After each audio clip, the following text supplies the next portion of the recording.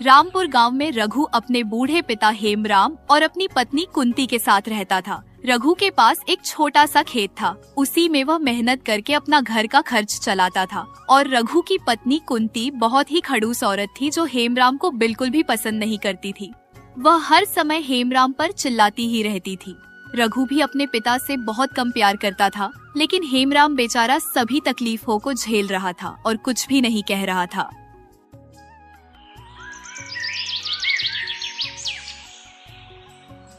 एक दिन की बात है, रघु खेतों पर मेहनत करने के लिए चला जाता है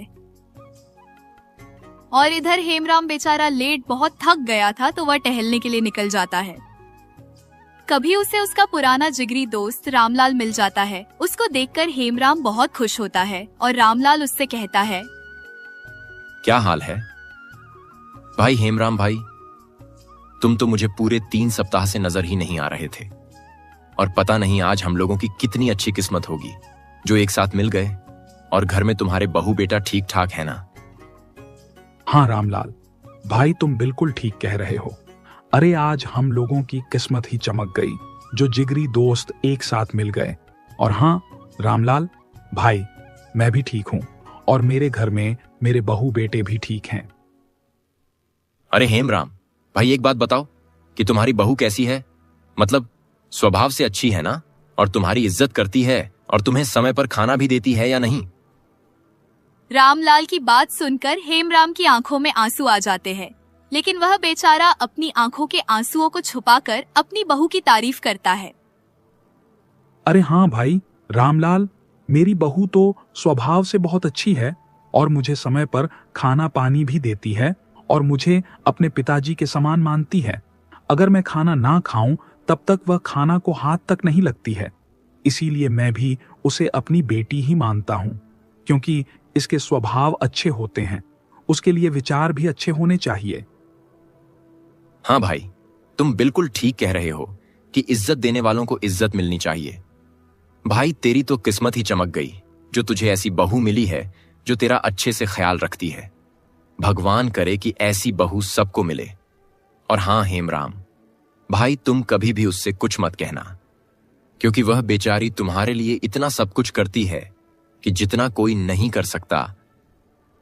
उसकी बात सुनकर हेमराम की आंखों से आंसू बाहर निकलने लगते हैं, लेकिन वह गर्दन नीचे झुका लेता है और मन में कहता है कि ऐसी बहू किसी को ना मिले। फिर दोनों दोस्त अपने अपने घर के लिए जाने लगते हैं।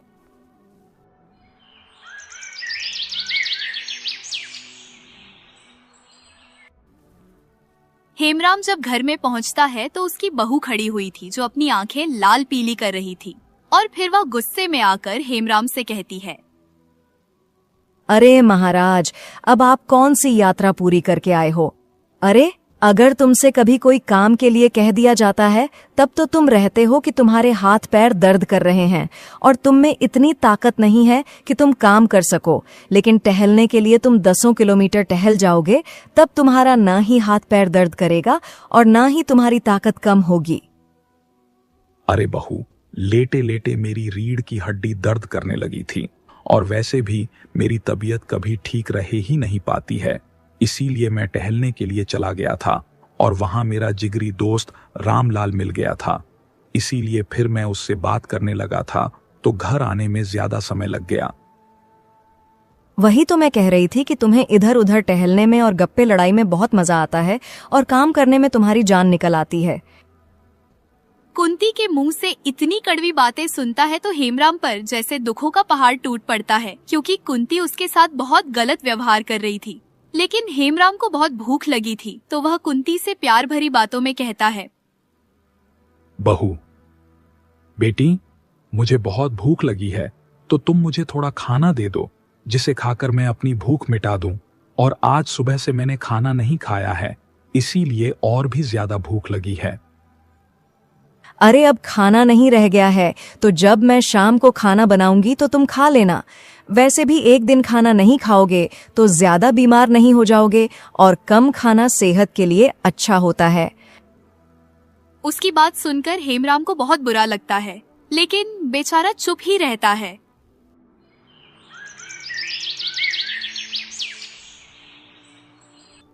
शाम को रघु जब घर आता है तो अपने पिताजी से कहता है, अरे पिताजी, आपने खाना तो खा लिया था ना, और वैसे भी आज खाना तुम्हारे मनपसंद का ही बना था, तो तुम्हें खाते समय और भी अच्छा लगा होगा। हाँ बेटा, खाना तो बड़ा स्वादिष्ट था और आज मैंने सब दिनों से कुछ ज्यादा खाना भी खाया है, क्योंकि मनपसंद चीज खाने में बड़ा मजा आता। जिस पिता को रूखी सूखी रोटी तक नहीं मिली, वह अपने बेटे के सामने झूठ बोलकर कह देता है कि खाना बड़ा अच्छा था। अगर वह कह देता कि उसे आज खाना नहीं मिला है, तो शायद कुंती से रघु की लड़ाई हो जाती। इसीलिए वह कह देता है कि उसके मनपसंद का खाना बना था। अपने पिताजी के मुंह से यह बात सुनकर रघु कहता है, अरे हाँ पिताजी, कुंती तो बहुत अच्छा खाना बनाती ही है। जो भी उसका खाना खा लेता है उंगलियां ही चाटता रह जाता है। पिताजी, आप कुंती जैसी बहू पाकर धन्य हो गए हो। आप बड़े किस्मत वाले हो जिसे कुंती बहू मिली।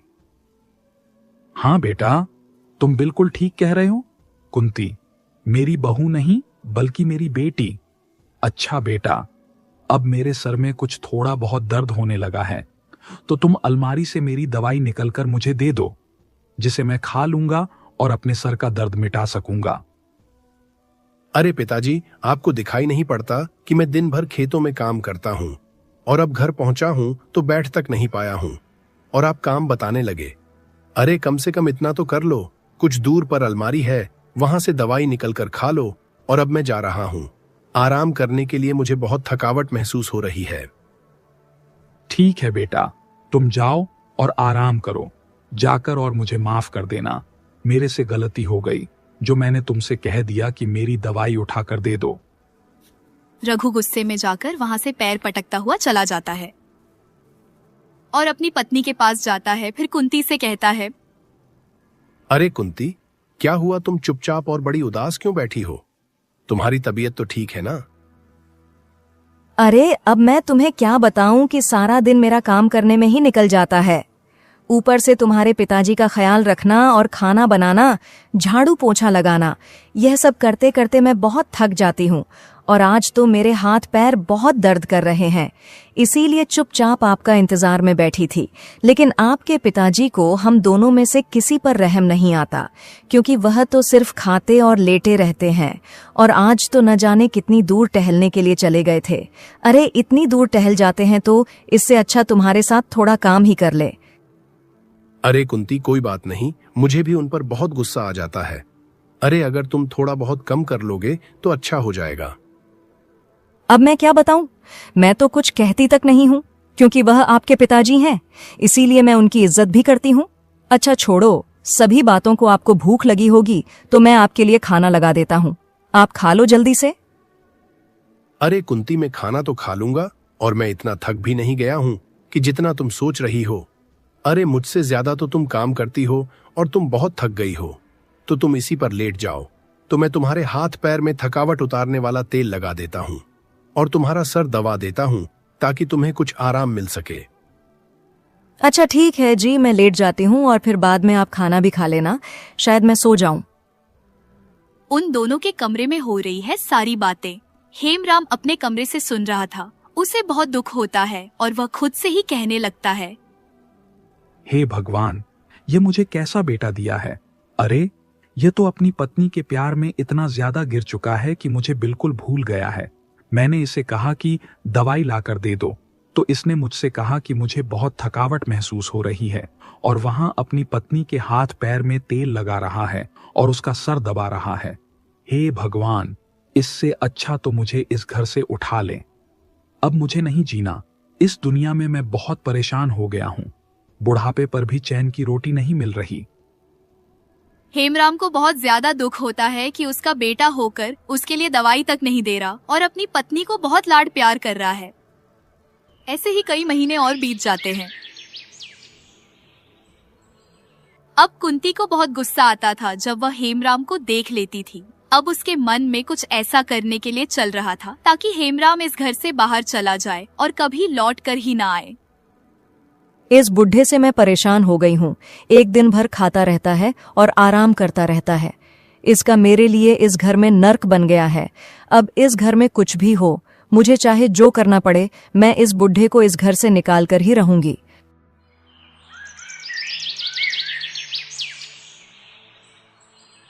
इधर रघु खेत में काम कर रहा होता है। तभी एक पड़ोसी किस्सा आता है और वह रघु से कहता है, अरे रघु भाई, कैसे हो? और तुम तो इस बार सबसे पहले खेतों में मेहनत करके सबसे पहले फसल उगा लोगे। अरे भाई, क्या करूं? सबसे पहले मेहनत इसलिए कर रहा है कि इस फसल को जल्दी बेच दूंगा ताकि अपनी पत्नी के लिए कुछ गहने ले सकूं और घर का अच्छे से खर्च चला सकूं।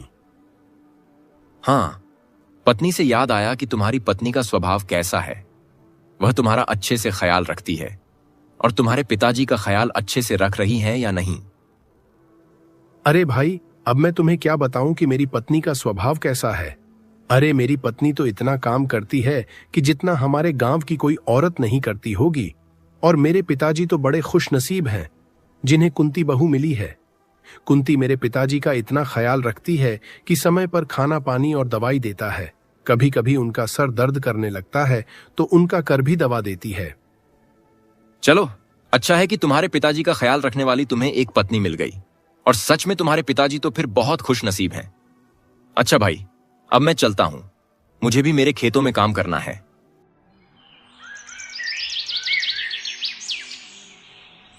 शाम को रघु जब घर आता है तो कुंती रघु से कहती है, अरे जी देखो, अब मुझे पायल खरीद दो। अपने पिछले साल ही कहा था, लेकिन अब इस साल तो खरीद दो और ज्यादा। मैं आपसे कुछ खर्चा भी नहीं करवाती हूँ, तो इतना तो कर दो मेरे लिए। अरे कुंती, मैं तुम्हें पायल तो आज ही खरीद देता, लेकिन मजबूरन मैं तुम्हारे लिए कुछ नहीं खरीद पा रहा हूं क्योंकि मेरे पास पैसे नहीं है। अरे मैं जैसे तैसे घर चला पा रहा हूं और यहाँ फसल बोने के बाद जब अच्छी तैयार होगी तो इसे बेचकर मैं तुम्हारे लिए पायल जरूर खरीद दूंगा। अरे आप पैसों की चिंता क्यों कर रहे हो? अरे शायद आपको नहीं मालूम कि आपके पिताजी के पास कितने पैसे हैं। मैंने एक दिन देखा था कि उनके पास बहुत पैसे हैं और वह पैसे वो किसी को नहीं देना चाहते, इसीलिए उन्हें छुपाकर रखा है। लेकिन मैं आज तक उन्हें एक भी पैसा नहीं दिया है, तो मैं उनसे क्या कहूंगा जो वह मुझे पैसे दे देंगे और मुझे यह भी यकीन नहीं हो रहा है कि उनके पास पैसे होंगे। अरे आपको यकीन हो और या ना हो, लेकिन मैं कह रही हूं तो उनके पास पैसे जरूर हैं। अरे मैंने अपनी आंखों से देखे थे उनको पैसे गिनते हुए। और रही बात पैसे मांगने की, तो आप कहना कि मेरी तबीयत बहुत ज्यादा खराब है, तो मैं डॉक्टर को भी दिखाया है, लेकिन उन्होंने कहा कि अस्पताल में पैसे जमा करवा दो तो मैं तुम्हारा इलाज कर दूंगा। बस वह तुम्हें पैसे दे देंगे, क्योंकि एक पिता अपने बेटे को तकलीफ में नहीं देख सकता। ठीक है कुंती, मैं तुम्हारी बात पर विश्वास करके यह भी कोशिश करके देख लेता हूं। अगर पिताजी ने पैसे दे दिए तो फिर तो हमारी बल्ले बल्ले, क्योंकि मैं तुम्हारे लिए अच्छी सी पायलें खरीद दूंगा। अपनी पत्नी पर विश्वास करके रघु अपने पिताजी के पास जाता है और उदास होकर कहता है, अरे पिताजी, अब क्या होगा? अब तो मैं बहुत परेशान हूं। अरे पिताजी, बात कुछ ऐसी है कि तुम्हारी बहू कुंती की तबीयत बहुत ज्यादा खराब है और डॉक्टर ने कहा है कि पैसे पहले जमा करवा दो तो मैं इनका अच्छे से अच्छे डॉक्टर से इलाज करवा दूंगा। अब मेरे पास इतने पैसे नहीं हैं मैं कुंती का इलाज करवा सकूं। अरे बेटा, तो तुम ज्यादा उदास मत हो, और मेरे पास कुछ पैसे पुराने जुड़े हुए रखे हैं, तो तुम उनसे कुंती बहू का इलाज करवाना और जल्दी से ठीक करवा लेना। ठीक है पिताजी, आप मुझे जल्दी से पैसे दे दो और फिर वह मैं पैसे अस्पताल में जमा कर दूंगा, आज कुंती का इलाज जल्दी हो सके। फिर हेमराम अपने बेटे रघु पर विश्वास करके उसे पैसे दे देता है।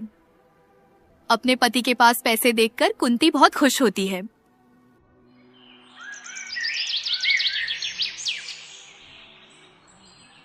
देखो जी, अब तुम्हारे पिताजी की तबीयत कुछ ज्यादा ही खराब रहने लगी है और यहाँ जाने एक कब हम लोगों को छोड़कर चले जाएंगे।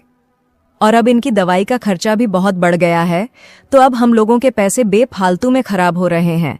अब कुछ ऐसा करो कि तुम्हारे पिताजी इस घर से चले जाएं। हाँ, तुम यह बात तो बिल्कुल सही कह रही हो कि हमारे पैसे हुए फालतू में खराब हो रहे हैं, लेकिन अगर मैं अपने पिताजी को ऐसे घर से भगाया तो गांव के लोग देखेंगे और वह मेरी इधर उधर चुगली करेंगे कि बेटे ने अपने आप को घर से भगा दिया और मैं बेटा होने के नाते ऐसा कर भी नहीं सकता। और अगर पिताजी के लिए दवाइयां आती रहेगी तो हम कंगाल भी हो जाएंगे।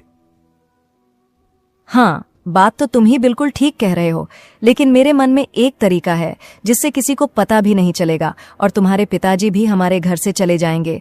तरीका कुछ ऐसा है कि 10 या 20 रुपए खर्च होंगे, इतने रुपए में तुम्हारे पिताजी इस घर से चले जाएंगे। अच्छा, ऐसा क्या तरीका है जो इतने कम रुपए में पिताजी यहां से चले जाएंगे? अच्छा, तुम मुझे वह तरीका जल्दी से बताओ, शायद हमारे लिए वह बहुत अच्छा हो। देखो, तुम आज ही बाजार जो और वहां से कुछ रुपए की दवाई ले लेना, जो दवाई आदमी को बेहोश कर देती हो, न कि मार देती हो, और उसे दवाई को मैं खाने में मिला दूंगी। और जब उस खाने को तुम्हारे पिताजी खाएंगे तो बेहोश हो जाएंगे और तुम उन्हें रात में कहीं भी फेंक देना, जैसे जंगल में फेंक देना। बस फिर हम दोनों ही इस घर में रहेंगे। हाँ, कुंती के तरीका तो बिल्कुल ठीक है। अच्छा, मैं अभी जा रहा हूं और कुछ रुपए की दवाई खरीद कर लाऊंगा। फिर तुम जैसा कह रही हो मैं वैसा ही करूंगा।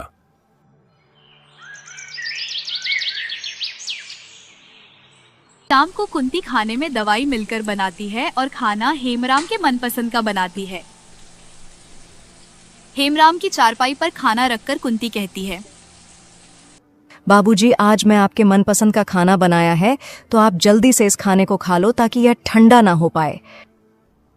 अपने मनपसंद का खाना सामने देखकर हेमराम को शक होता है कि आखिर उसके मनपसंद का खाना कैसे बनाया गया है। और फिर हेमराम अपने आप से कहता है, अरे कुछ तो गड़बड़ है, ऐसा तो कभी नहीं होता है जैसा आज किया गया है। अरे मेरे मनपसंद का खाना तो आज तक इसने नहीं बनाया, लेकिन आज कैसे बना दिया। अरे छोड़ो इन सभी बातों को और इस खाने को चुपचाप खा लो। बेशक किसने जहर ही क्यों ना हो, क्योंकि वैसे भी मेरी बहू और मेरा बेटा मेरे से तंग आ चुके हैं। अगर मुझे मारना चाहते होंगे तो भी कोई बात नहीं। क्या हुआ बाबूजी, आप इतना क्यों सोच रहे हो? जल्दी से खाने को खा लो, खाना ठंडा हो रहा है।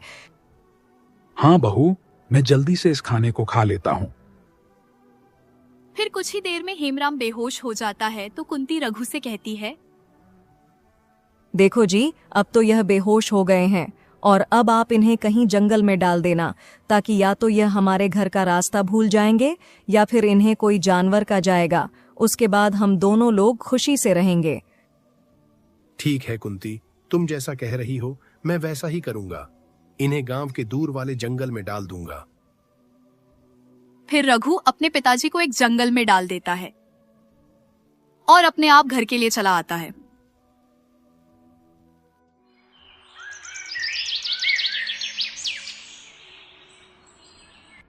कुछ देर बाद हेमराम को होश आ जाता है तो वह खुद से कहता है, अरे मुझे तो पहले ही शक था कि आज तो मेरे साथ कुछ ना कुछ अनहोनी होने ही वाली है, क्योंकि कभी भी मेरे मनपसंद का खाना नहीं बनाया गया था, लेकिन आज बनाया गया था और उसे खाने में बेहोश वाली दवाई मिलाई गई थी, जिसे खाकर मैं बेहोश हो गया। अच्छा भी है। और क्या, जब अपनी औलाद अपने आप को नहीं चाहती तो बहू तो पराये आए घर की थी। हे भगवान, तूने मुझे ऐसी औलाद दी थी जो मुझे ही मारना चाहती है। इससे अच्छा तो मैं बेऔलाद रह लेता। पता नहीं मैं पिछले जन्म में कौन से पाप किए होंगे जो उस जन्म का मुझे पाप भुगतना पड़ रहा है। हेमराम खुद से ही बातें कर रहा होता है, तभी उसे किसी के पैरों की आवाज सुनाई देती है। तभी वह एक झाड़ी के पीछे छिपकर खड़ा हो जाता है। कभी वो देखता है कि दो चोर एक एक सोने से भरे बक्से के सामने खड़े थे और दोनों आपस में बातें कर रहे थे। पास दो बक्से देखकर हेमराम कहता है, अरे भगवान देखो, मेरे बहू बेटे ने मुझे इसलिए घर से बाहर निकाला है कि मैं ना ही उनका कुछ काम करता हूं और ना ही उन्हें कहीं से पैसे देता हूं।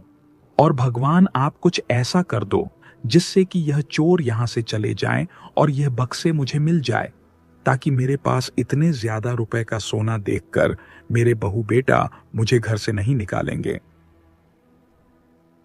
अरे भाई देखो, हमारे पास 2 सोने से भरे बक्से से हो चुके हैं, तो हम लोग एक बक्से को घर ले चलते हैं। जैसे हम लोग इसे आपस में बराबर बराबर बांट लेंगे और इस बक्से को यही छिपा देते हैं। और देखो, इस जंगल में कोई नहीं आता है, तो हम लोग सुबह जल्दी आएंगे और इस बक्से को भी ले चलेंगे।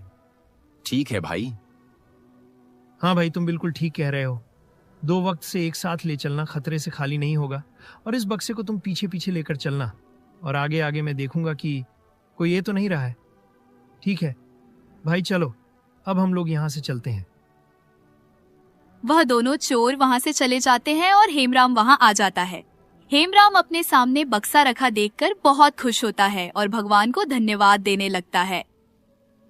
भगवान, तेरा बहुत बहुत शुक्रिया जो तूने मेरी बात सुन ली। अरे, तूने ही इन चोरों के मन में कुछ ऐसा कर दिया होगा जिससे इन्होंने एक बक्सा यहीं छोड़ दिया, वरना कोई चोर ऐसा कभी नहीं कर सकता। अब मैं सुबह होते ही इस बक्से को घर ले जाऊंगा और इसे देखकर मेरे बहू बेटे बहुत खुश होंगे और फिर मुझे घर से कभी नहीं निकालेंगे।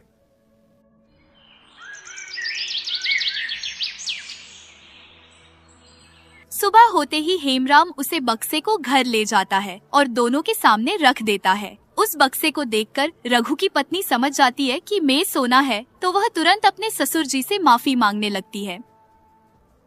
बाबूजी, आप मुझे माफ कर दो। अरे, हम लोग पैसे बचाने के लालच में थे और उस लालच में आकर हम लोगों ने आप पर बहुत अत्याचार किए हैं, और आज मुझे शर्मिंदगी महसूस हो रही है क्योंकि जब से माँ जी का देहांत हुआ है कब से मैंने आपसे सही ढंग में बात ही नहीं की, और आज आप मुझे माफ कर दो। हाँ पिताजी, मुझे माफ कर दो। मैं भी कुंती के बहकावे में आ गया था, जिससे मैंने भी आप पर बहुत अत्याचार किए हैं। लेकिन जब मैं आपको जंगल में छोड़कर आया था तो मुझे रोना आ रहा था, क्योंकि आप बूढ़े जरूर हो लेकिन मैं घर में नहीं होता हूं। तो आप इस घर को देखते हो, क्योंकि एक घर में एक बूढ़ा व्यक्ति होना जरूरी है जो हमेशा अच्छी बात बताएगा। और आज से मैं कसम खाकर कहता हूं पिताजी की आपको कभी कोई तकलीफ नहीं होने दूंगा। फिर क्या था, दोनों पति पत्नी ने कसम खा ली थी कि अब हेमराम को कभी कोई तकलीफ नहीं होने देंगे। उसी दिन से तीनों लोग आपस में हंसी खुशी रहने लगते हैं। दोस्तों, अगर आपको ये स्टोरी थोड़ी सी भी अच्छी लगी हो तो इस वीडियो को लाइक करके चैनल को सब्सक्राइब कर देना और बेल नोटिफिकेशन को भी ऑल पर सेट कर देना, ताकि आप लोग हमारी ऐसी स्टोरी वीडियो देख सको। अंत तक वीडियो देखने के लिए आप सभी का बहुत बहुत शुक्रिया।